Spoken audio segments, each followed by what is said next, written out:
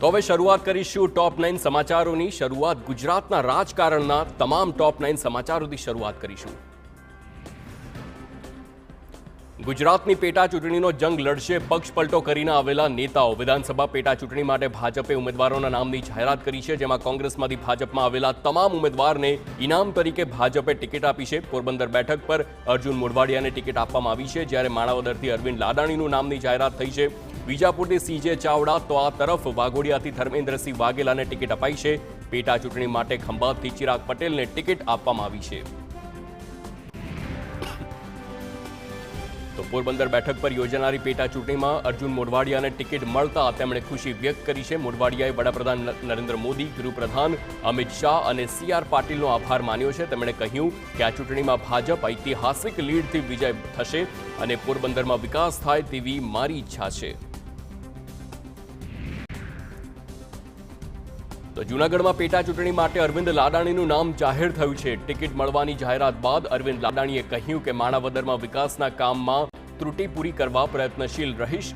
કામ અધૂરા રહ્યા છે તે પૂરા કરવામાં તત્પર રહીશ। તેમણે કહ્યું કે ઓજત અને ભાદર નદીના ઊંડી અને પહોળી કરવાની કામગીરી કરાશે।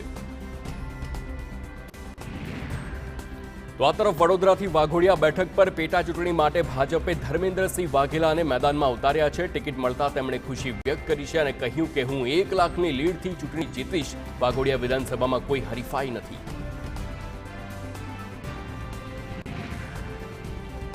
તો ભીખાજી ઠાકોરના સમર્થનમાં અરવલ્લી જિલ્લામાં 2000થી વધુ કાર્યકરોએ રાજીનામા આપ્યા છે। તમામ કાર્યકરોએ ભાજપમાંથી રાજીનામા આપ્યા।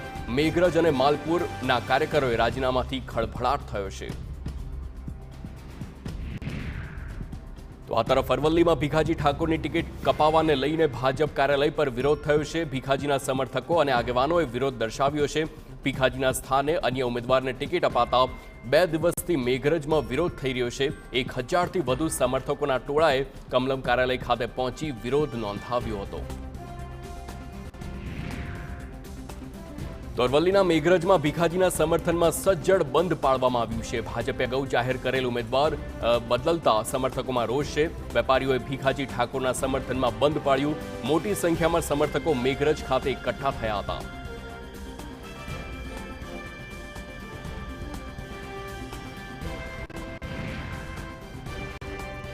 તો એક તરફ સાબરકાંઠામાં ભાજપે ઉમેદવાર બદલતા વિરોધ થઈ રહ્યો છે, તો બીજી તરફ ભાજપ પ્રદેશ પ્રમુખ CR પાટીલ સાથે બેઠક બાદ પૂર્વ ઉમેદવાર ભીખાજી ઠાકોરના સૂર બદલાયા। પાટીલ સાથે બેઠક બાદ ભીખાજીએ કહ્યું, જો મારા સમર્થકો વિરોધ કરતા હશે તો હું તેમની સાથે વાત કરીશ।